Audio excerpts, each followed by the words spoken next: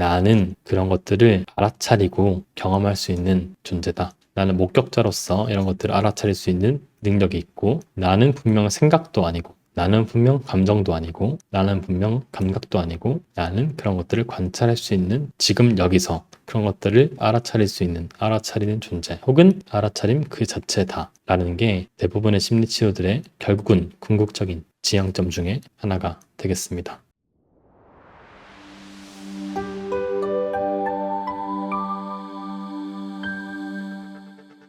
자, 그러면 오늘 얘기를 해볼게요. 오늘은 신체 감각과 정신 건강이라는 주제로 얘기를 해보도록 하겠습니다. 신체 감각이 참 중요한 주제 중 하나인데, 여러분 신체 감각하면 이제 신체, 몸 이런 거 하면 이제 신체 건강 이런 식으로 생각하면 좀 이렇게 몸짱 혹은 이렇게 되게 탄탄한 근육질의 몸매, 늘씬한 몸매 이런 것들이 떠오르는데, 완전 다른 측면에서 오늘은 신체적으로 건강하다라는 것에 대해서 얘기를 해보려고 합니다. 일단은 신체 감각이라고 하면 이게 갑자기 정신건강 얘기하다가 이런 얘기를 왜 하지 싶죠, 여러분? 정신건강 얘기하다가 우울증, 우울, 불안, 감정이 어떻다 이런 얘기 하면 되는데, 갑자기 신체에 대한 얘기를 하니까 좀 잘 모르시는 분들은 갑자기 왜 이런 얘기를 하는 거지 싶기도 할 거예요. 우선은 우리 신체는 정신 건강과 아주 밀접한 관련이 있습니다. 정말 밀접한 관련이 있는데, 몇 가지 그냥 재밌는 연구들을 제가 좀 소개를 해볼게요. 2023년에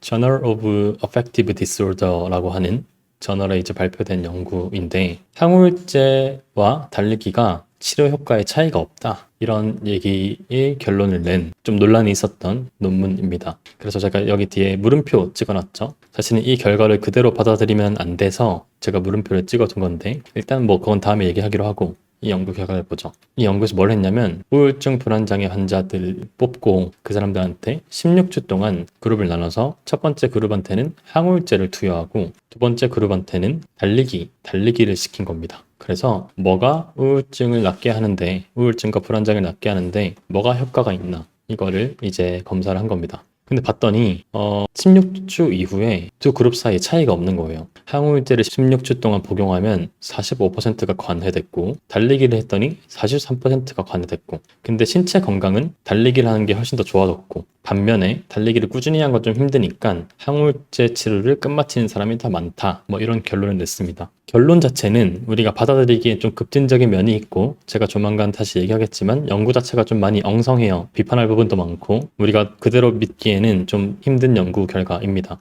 그럼에도 불구하고 연구자들이 운동이 과연 항우울제랑 비교해서도 효과가 있을까라고 비교할 정도로 운동이라고 하는 것은 우리 정신 건강에 아주 큰 영향을 미치는 거죠. 뿐만 아니라 이런 연구도 있었습니다. 2024년에 JAMA Network Open이라고 하는 저널에 발표된 연구인데, 매일 7,000보 이상 걷는 사람들은 우울증 발병 위험이 30% 감소한다, 이런 결과도 있었고, 좀 더 재밌는 결과도 있었어요. 좀 더 좋은 저널에 나온 결과인데, 정신 건강에 영향을 미치는 적절한 운동 강도가 있다, 이런 것도 발표가 됐었습니다. 그래서 이 그래프 보시면 X축이 운동의 강도고 Y축이 우울증 위험도거든요. 운동의 감도가 좀 이렇게 줄어들다가 어디서부터는 이렇게 평형선을 그리죠. 그래서 연구자들이 15 정도 즈음에서 그 정도 운동 강도를 할 때 가장 효율적이다, 비용 대비 효과적이다 라고 얘기를 했었습니다. 그게 어느 정도냐라고 하면 일주일에 조깅 130분 하는 정도, 일주일에 자전거 110분 타는 정도, 일주일에 에어로빅 댄스 120분 정도 하는 정도라고 해요. 그래서 이런 식으로 다양한 연구들, 제가 3개 정도 이렇게 설명했는데, 다양한 연구들이 신체 건강, 신체 감각, 신체를 어떻게 쓰는 것과 정신 건강이 되게 밀접한 관련이 있다고 설명을 하고 있습니다. 그럼 이런 결과들을 보면 근데 그러면 운동은 왜 정신 건강과 관련이 있을까? 이렇게 생각해 볼 수 있겠죠? 몇 가지 이유가 있을 겁니다. 추정되는 것 몇 가지 얘기해보면, 첫 번째는 운동을 하는 것들은 호르몬을 바꿔주겠죠? 순전히 생화학적인 바이오케미컬한 입장에서 그냥 운동하면 어떤 호르몬이 많이 나오니까 우리 마음에도 영향을 미칠 거야 라고 얘기할 수 있고, 맞는 말입니다. 맞는 말이고, 예를 들면 운동했을 때 세로토닌, 도파민, 노르에피네프린 이런 것들이 많이 증가한다고 하는데, 항우울제가 이런 것들의 작용을 촉진시켜주는 약물이거든요. 그래서 항우울제랑 유사한 효과를 내기도 하고, BDNF라고 하는 신경 전달 물질 같은 게 있는데, 이게 우울증에서는 감소를 해요. 근데 운동을 하면 이런 게 증가한다고 합니다. 그리고 이제 코티솔의 농도도 뭐 조절이 되고, 그래서 순전히 호르몬 쪽으로 봐서 효과가 있다. 그러니까 운동을 열심히 하고 몸을 움직이는 거는 호르몬에 영향을 미쳐서 그게 우리한테 도움이 된다 라고 설명하기도 합니다. 또 다른 설명도 있는데 심리적인 영향을 설명하기도 하죠. 우리 운동해가지고 좀 건강해지고 이러면 자신감이 생기겠죠. 뭐 아무리 나는 외적인 거 중요하지 않아 그런 공고한 척 해도 일단은 보이는 게 자기가 좀 자신감이 있고 하면 분명 자신감이 생길 겁니다. 그리고 운동을 통해서 뭔가 이루고 오늘 또 하나씩 해냈고 조금씩 나아지거나 개선되거나 만들어가고 있는 걸 보이면 성취감도 많이 느끼겠죠. 그래서 이런 부분들은 분명 심리적으로도 되게 긍정적인 작용을 하기도 합니다. 그래서 순전히 또 심리적인 이유에서 운동이 도움이 될 수도 있겠죠. 다 말이 되는 얘기입니다. 뭐 이런 것도 말이 돼요. 예를 들면 연구에서 보면, 수면 관련된 연구에서 보면 정신 건강에는 되게 다양한 요소들이 영향을 미치는데 가장 효과가 셌던 것들은 수면이다라고 얘기를 했던 연구 결과가 있습니다. 작년 10월에 발표된 연구 결과인데요. 그래서 매일 7시간에서 9시간 정도 충분히 자는 사람이 우울 위험을 줄이는데 중요하고 한 30% 정도 우울 위험이 줄어든다라고 얘기를 합니다. 그래서 정리해보면 뭐 이런 식인 거죠. 운동 열심히 하고 운동 열심히 하니까 잠이 자라. 잠이 잘 오니까 이 수면의 질, 수면의 퀄리티가 좋아지는 것을 매개로 해서 우리 마음이 건강해지는 거야. 이런 식으로 설명을 할 수도 있습니다. 다양한 요인들이 있고 정확히 운동이 어떤 기전 때문에 우리 마음을 좀 이렇게 치유하는지, 우리 정신 건강에 도움이 되는지 명확하게 하나의 이유만 있는 건 아닙니다. 근데 오늘 저희가 좀 집중해 볼 거는 또 다른 면, 신체의 또 다른 포인트인데, 이 심리치료의 관점에서는 몸을 쓴다 라고 하는 게 또 어떤 알아차림의 중요한 파트 중에 하나입니다. 이게 무슨 말이냐면, 운동이 정말 그렇게 좋다면 우리 운동선수들은 만약에 이런 식으로 얘기해 볼까요? 운동은 호르몬 때문에 긍정적인 호르몬을 내줘서 우리 마음에 도움이 돼 라고 하면, 그럼 운동선수들은 엄청 행복하겠네. 맨날 몸 쓰는 게 일이니까 엄청 행복할 거야 라고 생각해보면 그렇지 않죠? 운동선수분들 중에서도 깊은 우울증을 앓거나 힘드신 분들도 제법 많습니다. 그래서 운동에는 분명 다른 요소가 있는 것 같아요. 또 우리 요가 얘기를 엄청 하잖아요. 정신건강 관련해서. 요가가 왜 도움이 된다고 생각하는지 사람들이 요가를 엄청 얘기를 많이 합니다. 불교 명상, 동양 명상 이런 것들 하는 곳에서도 요가를 많이 하고, 정신건강을 관리하시는 분들이 요가를 많이 하기도 하고, 요가로 정신건강 문제를 극복했다라고 얘기하는 분들도 심지어 있습니다. 그럼 대체 달리기를 엄청 해서 뭐 호르몬을 높이고 이런 것도 아니고 가만히 앉아서 스트레칭을 하는 이 형태의 요가들이 어째서 그렇게까지 정신건강에 도움이 되는 걸까? 이런 고민이 들 거예요. 뿐만 아니라 실제 신체를 다루는 파트가 최근 들어서는 심리치료에 많이 개입이 되고 있습니다. 예를 들면 MBCT 같은 어떤 명상 프로그램에서도 몸으로 경험하고 신체 감각을 자극하는 것들을 우울증의 치료에 적용시키기도 하고, 센서리 모터 사이코테라피라고 하는 치료 방법도 신체 알아차림 뭐 이런 것들을 통해서 트라우마 치료에 적용시키기도 합니다. 그래서 이런 것들이 보면 운동이 단순히 그냥 신체를 뭐 어떻게 많이 써가지고 호르몬이 많이 난다 이런 게 아니고 신체를 잘 알아차리도록 하는 작업들이거든요. 그래서 운동에는 분명 알아차림 요소, 신체를 쓴다는 것에는 이 알아차림의 요소도 분명히 크게 있습니다. 그 말은 무슨 뜻이냐면, 신체를 알아차린다, 신체 감각을 알아차린다 라고 하면 그게 무슨 뜻이냐면, 조금 더 디스턴싱적으로 본론으로 와보면 신체 감각 또한 하나의 심리적 사건이라는 겁니다. 신체 감각 또한 내가 그냥 느껴서 몸에서 떠오르고 경험되는 그런 게 아니라 내 의식 속에, 내 머릿속에 무언가가 떠오르고 그런 것들 중에서 내가 일부를 마주하게 되는 하나의 어떤 심리적 사건이라는 거죠. 예를 들면 여기서는 항상 나의 위치를 명확히 하는 게 중요하다고 했죠. 나는 내면에 있는 그 모든 것들과 별개로 독립적으로 관찰자로서 이 밖에, 마음 밖에 존재하고 있습니다. 이 마음 안에는 다양한 생각, 감정, 감각 이런 것들이 떠오를 수 있겠죠. 우리가 생각을 하나의 떠오르는 심리적 사건으로 바라본다 많이 했었고, 지난 라이브 때 감정을 하나의 떠오르는 심리적 사건으로 바라본다는 얘기도 많이 했었습니다. 정확히 동일한 입장에서 감각도 마찬가지입니다. 감각도 하나의 심리적 사건으로서 떠오르는 것이고, 나는 그것을 나 자신으로서가 아니고 하나의 심리적 사건으로서 목격하고 경험하는 겁니다. 나는 신체 감각을 목격하고 경험한다 라고 할 수 있습니다. 그래서 이 모든 것들이 마음속에 떠오르는 하나의 팝콘처럼, 팝콘 기계에서 팝콘이 팡팡 튀어오르는 것처럼 마음속에 떠오르는 하나의 심리적 사건들이라는 거죠. 그래서 신체 감각 또한 역시나 알아차림의 대상이다 하나의 심리적 사건으로서 우리가 알아차릴 수 있는, 알아차려야 하는 대상이다 라고 할 수 있겠습니다. 그래서 신체는 단순히 뭐 호르몬을 높이거나 이런 거 떠나서 그런 것도 외에도 신체의 감각, 신체의 움직임들을 잘 알아차리는 것 자체가 아주 중요한 요소 중에 하나입니다. 그게 왜 그러냐면 여러분, 예를 들면 우리 CBT, 인지행동치료 혹은 마음챙김 이런 게 크로닉 페인이라고 만성 통증에 도움이 된다는 얘기를 하거든요. 메이오 클리닉이라고 세계 1등의 클리닉에서도 얘기하고 하버드에서도 이런 것을 얘기하죠. 그리고 뭐 논문도 있습니다. 논문도 있고. 그래서 신체를 잘 자각하고 알아차리는 과정이 통증을 치료하는 데 도움이 된대요. 좀 이상하죠? 신체를 잘 알아차리는 게 왜 통증을 치료하는 데 도움이 되냐? 좀 이상한데 우리가 이 관점에서 보면 충분히 이해가 됩니다. 나는 이 밖에서 이런 것들을 관찰하고 있는 관찰자고 신체 감각이라고 하는 것은 마음속에 떠오를 뿐인 거고 내가 만약 이 떠오른 것을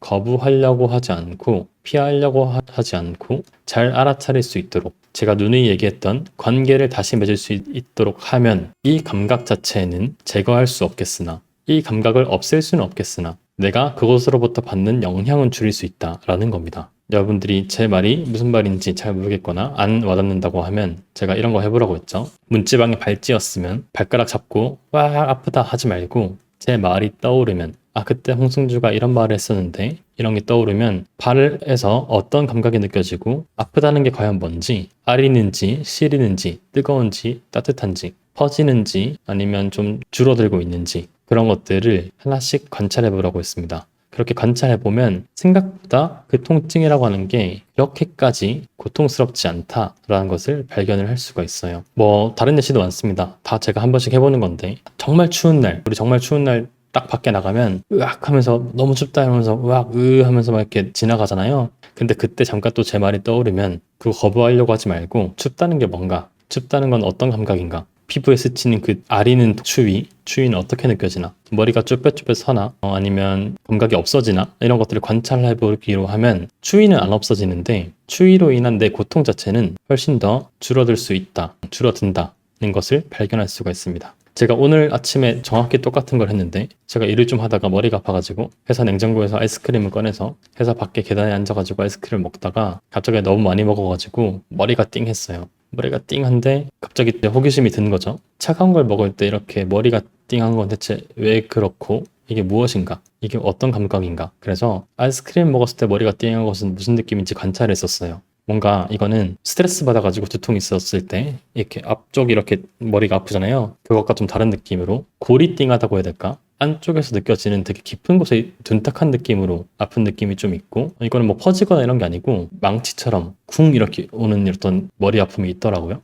그래서 그런 것들을 하다 보니까 관찰하다 보니까 역시나 생각처럼 그게 내가 막 으악 하는 정도가 아니네 라는 것들을 오늘 또 저는 경험을 했었습니다. 그래서 생각을 하나의 심리적 사건으로서 바라보고 경험할 수 있으면 역시나 우리는 그 감각 자체를 바꿀 수는 없겠으나 그것으로부터 받는 영향을 줄일 수 있고 그래서 신체 감각 또한 하나의 심리적 사건으로 바라보고 우리가 알아차림으로써 신체 감각을 관찰하고 대하는 게 아주 중요하다라고 할 수 있겠습니다. 근데 이게 왜 중요할까요, 여러분? 이제 제 얘기를 듣더라도 운동은 여러 가지 요소들이 있구나. 호르몬이 중요하기도 하고 심리적인 게 있고 그리고 뭐 수면을 매개할 수도 있고 운동 그 자체에 알아차림을 통해서 운동 효과가 있는 것도 있겠네. 무슨 말인지도 알고 그러면 그 알아차린다는 게 무엇인가 라고 생각해보면 신체 감각을 하나의 심리적 사건으로서 바라보는 것이다. 나의 자리를 명확히 해서 이 목격자로서 감각들을 바라보는 것이다. 예를 들면 문지방에 발을 찧었을 때 관찰해보기로 한다거나 추운 겨울날 실험을 해보거나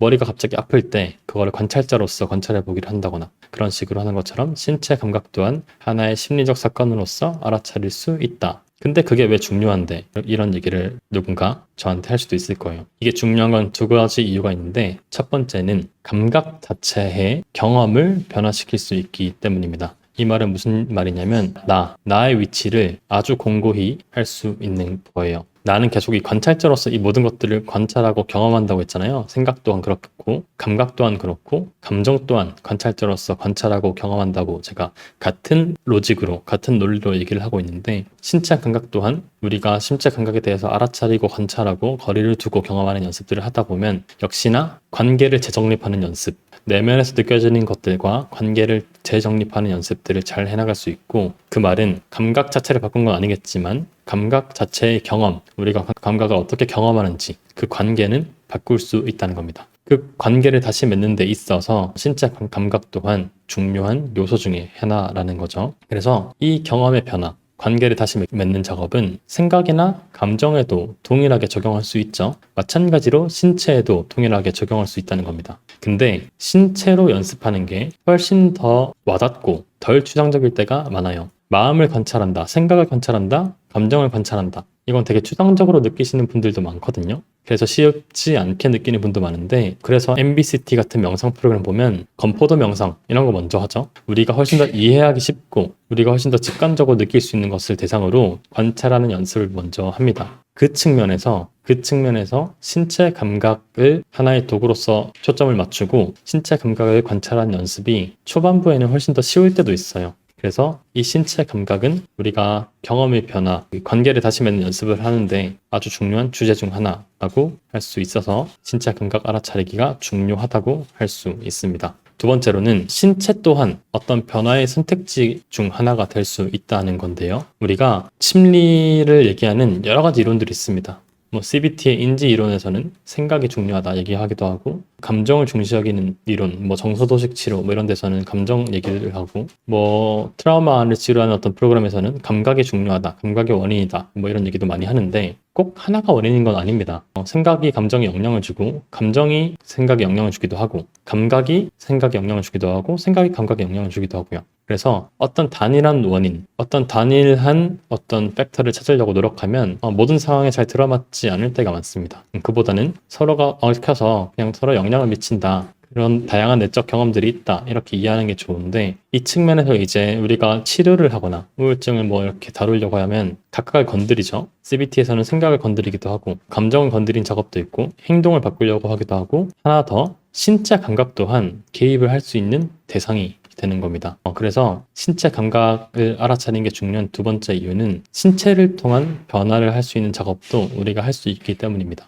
잘 알아차린다면. 예를 들면 신체를 활용한 어떤 치료 이론들 중에서는 이런 얘기 많이 하거든요. 몸은 생각과 감정을 잘 반영하는 그릇이다, 도구다, 그런 얘기를 많이 하는데, 예를 들면 누군가 자신감이 없고 나는 부족하다, 사랑받을 수 없어 라고 생각하시는 분들은 신체에서도 그 생각이 잘 반영이 돼서 나타나죠. 허리가 굽고 얼굴이 이렇게 다운되고 무기력해 보이고, 반면에 내적으로 건강하신 분들은 신체에도 자세나 태도 이런 데에서 몸이 그런 부분들을 잘 담고 있을 때가 많습니다. 그런데 여러분이 쉽게 믿기진 않겠지만 몸을 먼저 바꾸는 게 생각과 기분에도 영향을 미친다는 연구들도 제법 많고 그런 개입도 많아요. 그래서 내 몸을 먼저 잘 알아차리고, 내가 지금 엄청 이렇게 굽어 있구나, 자신감 없이 이러고 있구나, 이런 것들 알아차리고 다시 한번 내가 원하는 선택, 내 가치에 맞는, 나는 좀 더 당당하고 이렇게 행복하게 있고 싶어, 그래서 이렇게 위축되지 않고 신체를 정확하게 정향하고 그 방향으로 신체를 조절함으로써 거기서부터 시작해서 생각과 감정의 변화를 유도하는 그런 작업도 해볼 수 있고 실제 많이 합니다. 그래서 신체를 잘 알아차리는 게 중요한 두 번째 이유는 신체 또한 중요한 변화의 선택지가 될 수 있기 때문인 거죠. 그래서 여기까지 얘기를 좀 정리하면, 신체 감각은 정신 건강과 다른 논문들을 보면 신체 감각을 잘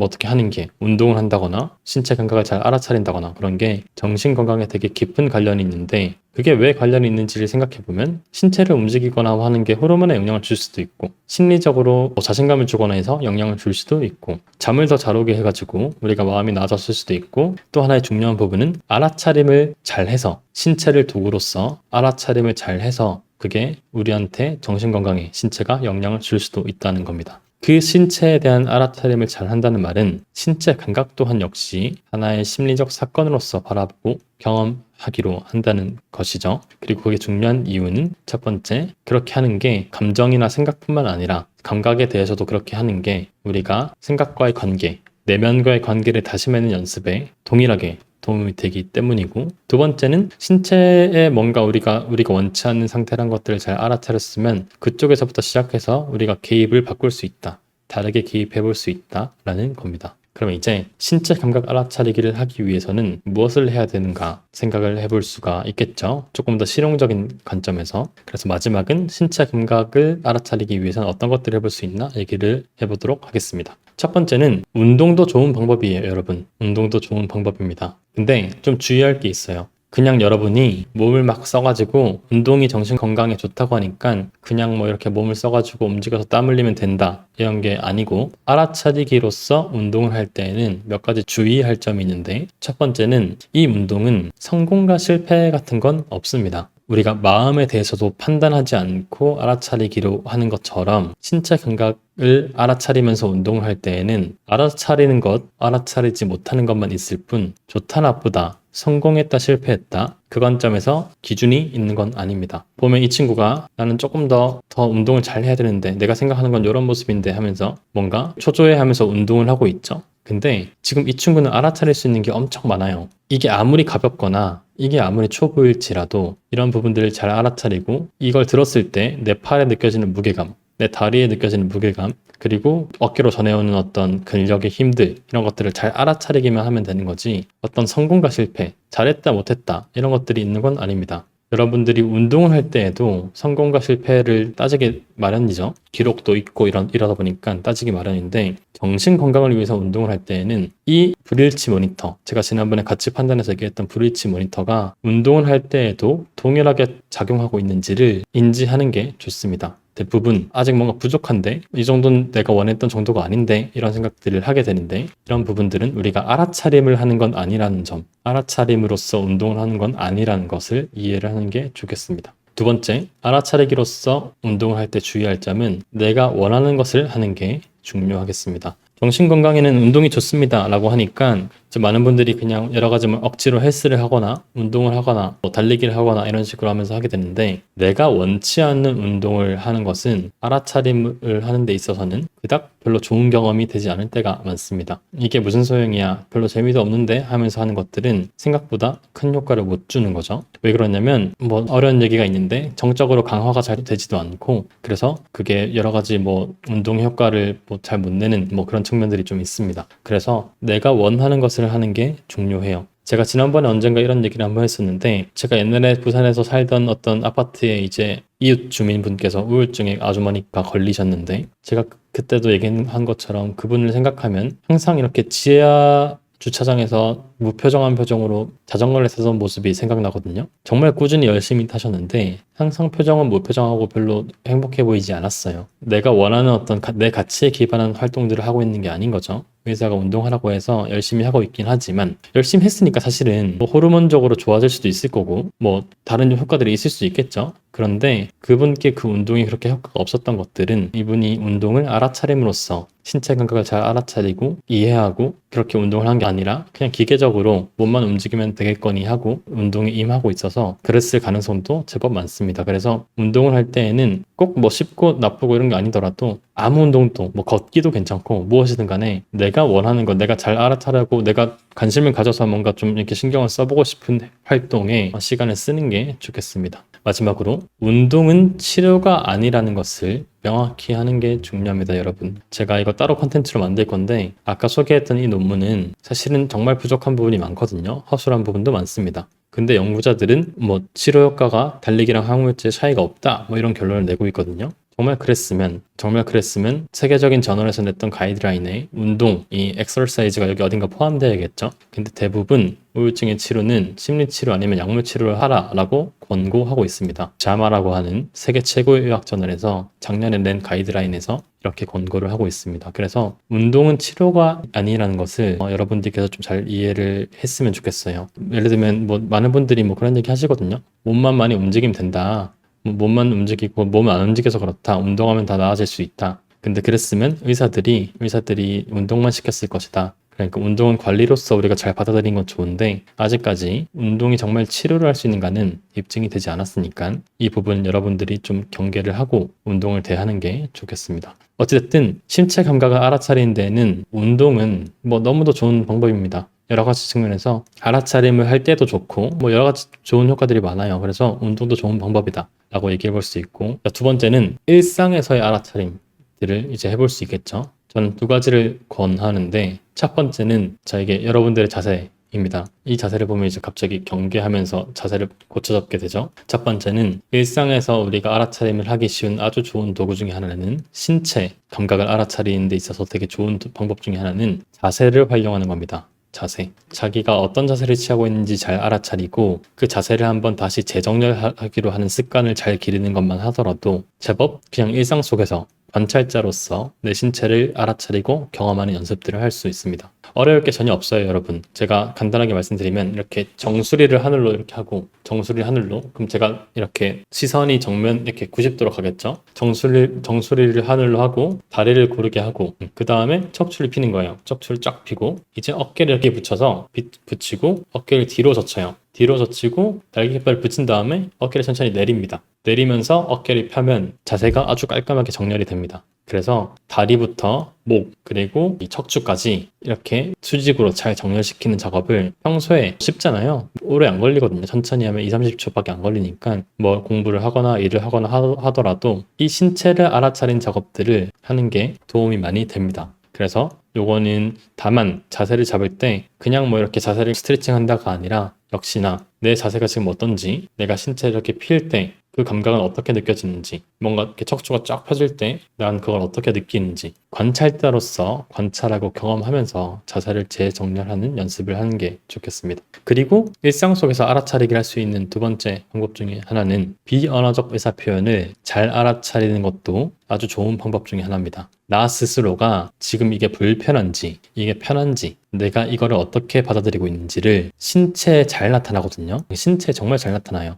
그래서 이런 것들을 유의 깊게 바라보면 저 사람이 날 좋아하는지, 날 싫어하는지, 나를 경계하고 있는지, 나는 여기에 편함을 느끼는지, 내가 이 상황에 압박감을 느끼는지, 이런 것들을 잘 알 수 있습니다. 그래서 시간 나면 제 말이 떠오르면 틈틈이 나는 지금 내 신체는 나의 상황, 이 상황에서 내 생각과 감정을 어떻게 담고 있지, 어떻게 담고 있는 것과 내 몸은 지금 어떤 자세지? 를 알아차리기로 하는 겁니다. 신체를 알아차림으로써 내 생각이나 감정이 어떤지도 조금 더 힌트를 얻을 수 있겠죠. 그래서 두 가지만 기억하면 됩니다. 원리는 별로 복잡할 게 없는데, 불편하면 신체는 멀어지고 닫는단 말은 다리를 꼬거나 뭐 손을 이렇게 팔짱을 끼거나 그런 식으로, 불편하면 일단 멀어지고 닫는다. 그리고 힘이 들어가죠. 발끝에도 힘이 들어가고, 반대로 편하면 다가가고 열고, 그리고 힘이 빠진 상태로 가게 됩니다. 여러분들이 기본적인 이 신체 비언어적인 표현의 법칙들을 이해한 상태에서, 뭐 예를 들면 일을 하고 있는데 다리가 의자 뒤로 들어가서 힘이 들어가고 이렇게 딱 이렇게 의자 뒤로 있다라고 하면 내가 지금 뭔가 불편하구나 생각하고 다시 한번 신체를 재정렬한다거나 이완을 하는 방법도 있습니다. 그래서 신체를 자각할 때는 자세를 자각하는 것도 방법이고, 두 번째는 나의 비언어적 의사표현이 지금 어떤지 그 부분을 자각하는 것도 주요한 방법 중에 하나라고 할 수가 있습니다. 그리고 이 신체 알아차리기를 조금 더 연습으로 하는 방법은 두 가지가 있는데, 첫 번째는 호흡을 이용하는 거죠. 제가 누누이 얘기했지만 호흡에 어떤 무슨 마법 같은 비밀이 있는 게 아닙니다, 여러분. 호흡은 그냥 중요하게 내가 아주 쉽게 어디서든지 쉽게 알아차릴 수 있는 도구이기 때문에 호흡을 활용하는 거예요. 호흡을 통해서 우리가 명상을 할 때 그 목적에 따라서 좀 다르게 할 수 있거든요. 예를 들면 주의력 훈련을 한다고 했을 때는 호흡을 초점으로 두고 호흡을 계속 하다가 내가 주의력을 잃어버려서 다른 생각에 몰두하게 되면 그걸 알아차리고 다시 호흡으로 돌아가는 연습을 했었죠. 여기서는 오롯이 신체를 알아차리기 위해서 호흡을 써보는 겁니다. 양옆에 이렇게 가슴 쪽에 손을 올리고 들숨, 날숨 크게 하면서 폐가 부풀어 온다는 느낌이 어떤 느낌인 건지, 뱃속의 공간이 커지는지 작아지는지, 그리고 숨이 나감에 따라서 내 배나 가슴은 어떻게 바뀌는지, 이런 것들을 그냥 관찰을 해보는 거예요. 몸 안에 있는 일이니까 내가 쉽게 뭔가 이렇게 눈으로 그려지진 않죠? 그래서 그런 부분들을 손을 올리고 하나씩 관찰해 보기로 하는 겁니다. 그래서 호흡을 통해서 신체를 알아차린 연습도 많이 합니다. 두 번째는 바디 스캔이라고 하는 또 유명한 방법이 있죠. 어떻게 하는지는 머리끝부터 발끝까지 내 몸이 어떤 상태인지를 스캔하는 거예요. 바디를 스캔. 신체 감각을 알아차린 작업을 머리끝부터 발끝까지 하나씩 해나가는 겁니다. 그래서 인중의 힘은 어떤지, 코는 어떤지, 입은 어떤지, 뭐 손가락은 어떤지, 그런 식으로 하나씩 스캔해 나가면서 신체를 알아차리는 연습을 해 나가는 거죠. 그래서 일상 속에서는 뭐 자세나 비언어적인 의사 표현들을 제 말이 기억나면 가끔씩 알아차리고 거리를 두고 관찰자로서 내가 지금 자세가 어떻지? 관찰자로서 알아차리고 경험해보고 좀 시간이 나면 호흡이나 바디 스캔을 하면서 신체 감각을 잘 알아차리는 연습들을 조금 더 체계적으로 해보면 될 것 같고요. 그리고 신체 감각을 알아차리는 데는 좀 어떤 나름의 응급 상황도 있을 거잖아요. 왜냐면 신체는 되게 우리의 부정적인 감정, 되게 시급한 부정적인 감정 이런 것들이 신체에 잘 반영이 돼서 나타나거든요. 그래서 신체화 증상 이런 얘기 하잖아요. 공황도 비슷한 거고. 그래서 분명 신체 측면에서 어떤 응급 상황도 있습니다. 그래서 그런 응급 상황 때 잘 알아차리는 연습들 할 수가 있는데 그때는 두 가지. 첫 번째는 그라운딩, 그리고 두 번째는 근육 이완 두 가지를 해볼 수 있는데 원리는 다 똑같습니다. 관찰자로서 내 신체가 지금 어떤지, 어떻게 위치하고 어떤 느낌이 드는지를 관찰하기로 하는 건 똑같아요. 관찰하기로 하는 건 똑같고 그라운딩 같은 경우에는 이게 그라운딩이 이제 다리에 접지한다라고 하는 표현이거든요. 전기공학에서 쓰는 표현인데 접지가 잘 돼야지 전기가 통한다 이런 거예요. 근데 우리가 땅에 우리 두 발을 잘 디디고 이 지면과 잘 접지하는 그 느낌을 알아차려 보도록 하는 게 그라운딩입니다. 그래서 그라운딩을 할 때에는 내 발에 느껴지는 내 몸의 감각, 발과 내 지면이 닿은 감각, 그 무게감이 느껴지는 골반, 허리, 무릎, 내 몸의 내 무게감은 어떻게 느껴지는지. 그래서 내가 지금 이 순간 지금 여기에 두 발을 디디고 여기에 존재하고 있고 그거는 지금 내 발에서 이렇게 느껴지고 있다는 것을 잘 알아차리기로 하는 연습을 그라운딩이라고 합니다. 그래서 그라운딩을 하다 보면 지금 여기에 초점을 맞출 수 있는 여러 가지 지시들이 있는데 그런 것들을 하다 보면 분명 이완되는 측면이 제법 있거든요. 그래서 응급 상황일 때 신체를 알아차리기로 하는 데는 되게 유용한 도구 중에 하나라고 할 수 있습니다. 뿐만 아니라 근육 이완법이란 것도 있어요. 근육을 이렇게 수축시켰다가 이완시키면서 온몸의 근육들을 수축시켰다가 이완시키면서 그 근육의 힘들, 근육이 수축됐다가 이완되는 느낌들, 그 느낌을 관찰해 보기로 하는 겁니다. 이것도 그냥 이렇게 해가지고 몸이 이완되니까 좋구나가 아니라 그 느낌이 과연 어떤지 하나씩 조금씩 알아차려 보기로 하는 그 관점에서 내 몸을 자각한다라고 이해해 주시면 됩니다. 그래서 정리하면 신체 감각 알아차리기 위해서는 어떤 것들을 할 수 있을까라고 해보면 첫 번째, 운동해라. 운동 좋다. 운동 좋은데 알아차림으로써 그러니까 일종의 명상으로서 운동을 하는 거지 좋고 나쁘고 성공과 실패 이 관점에서 하지 말고 하나씩 아무리 가벼운 걸 들더라도 알아차림을 할 수 있어요. 여러분 이걸 들었을 때 제 손가락에 어떤 무게감이 느껴지는지 그게 어디까지 어떻게 느껴지는지 균형은 잘 맞는지 이런 것들을 잘 관찰할 수 있잖아요. 그래서 그런 부분들을 하나씩 잘 관찰하는 게 중요합니다. 여러분 그 김주환 교수님 내면 소통에서 교수님이 가끔 봉 돌리고 이런 거 하시잖아요. 그게 그 운동이 마법같이 좋아서가 아니고 좀 이렇게 균형을 찾기 힘든 도구잖아요. 이런 것처럼 이것도 좀 그렇죠. 보이시나요? 그래서 그런 것들을 잘 알아차리면서 균형을 잡고 이렇게 돌리려면 우리가 알아차리는 감각 자체가 예민해질 수밖에 없는 거예요. 그래서 사실 근데 원리는 똑같은 거죠. 그래서 무엇이든 좋으니 우리가 운동을 할 때에는 알아차림으로써 하는 게 좋고 내가 원하는 걸 하는 게 좋다. 하지만 운동은 치료가 아니라는 것들은 명심하자. 어찌됐든 운동은 좋은 방법이다. 그리고 또 뭐가 있냐라고 얘기하면 일상 속에서는 자세랑 비언어적인 의사 표현들을 잘 알아차리고 내가 지금 어떤 상황인지를 관찰자로서 거리를 두고 바라보고 경험하는 연습들을 해나가는 게 좋다. 더 잘해보고 싶으면 이제 연습을 해야 되는데 연습은 호흡을 사용하거나 아니면 바디 스캔을 하거나 할 수 있겠다. 근데 내가 신체 감각이 너무 커져가지고 압도된 상황이다 라고 하면 조금 더 이완적인 성격이 많이 있는 친구들을 활용하는 게 좋으니까 그때는 그라운딩을 하거나 근육 이완법을 통해서 신체 감각 알아차리기를 하면 되겠다. 하지만 그 어떤 것들을 하더라도 이 모든 것의 핵심은 나의 위치, 내 위치를 명확히 하는 거다. 신체 감각은 나 자신이 아니고 마음속에 내 의식 속에 떠오른 하나의 경험이라는 것, 하나의 심리적 사건이라는 것, 그게 내 생각이 내 마음에 떠오르는 것, 내 감정이 내 마음에 떠오르는 것과 동일하게, 정확하게 동일하게 감각도 내 마음에 떠오르는 하나의 심리적 사건이라는 것라는 이 모든 것과 별개로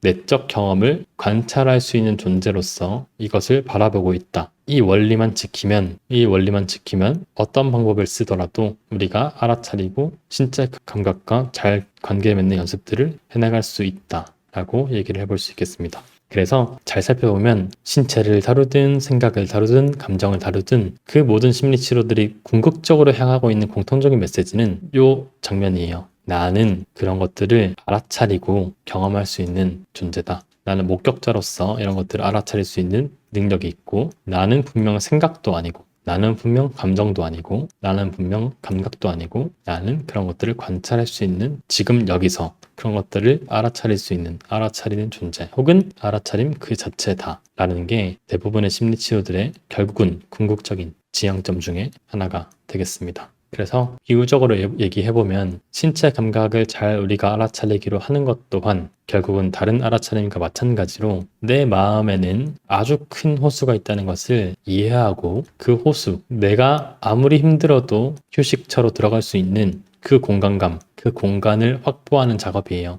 여러분이 아무리 힘들더라도, 아무리 부정적인 생각이 떠오르더라도, 아무리 어떤 부정적인 감정이 느껴지더라도 그런 것들은 내 마음속에 떠오르는 하나의 경험 중 하나일 뿐인 거지, 그것이 나 자신은 아니고, 그리고 그것은 평생 지속되지도 않고 저마다 수명을 가지고 곧 사라지게 될 심리적 사건이라는 것, 이 세상에 보이는 이런 물체 같은 게 아니라 그것은 내 마음속에만 떠오른 심리적 사건이라는 것, 그리고 내 마음에는 그 모든 심리적 사건들을 담아낼 만한 아주 넓은 호수가 있다는 것, 나는 그 호수 옆에 서서 그 호수를 지켜볼 수 있는 존재라고 하는 것. 결국은 그 모든 심리치료의 과정은 이 공간감, 자기 내면 속에 그런 호수들을 하나씩 마련해 나가는 과정이라는 것을 잘 이해하는 게 좋겠습니다. 그래서 나의 위치를 명확히 하고 그 위치에서 신체 감각 또한 관찰하고 경험하기로 한다고 하면 그것이 생각을 다루든 감정을 다루든 감각을 다루든 다 동일한 효과를 내면서 우리가 어떤 부정적인 내적 경험과 거리를 두고 그것을 없앨 수는 없겠으나 그것이 나한테 미치는 안 좋은 영향들, 부정적인 영향들은 거부하고 내가 원하는 선택들을 하나씩 해나갈 수 있는 자유, 공간감이 생긴다라고 얘기를 해볼 수 있겠습니다.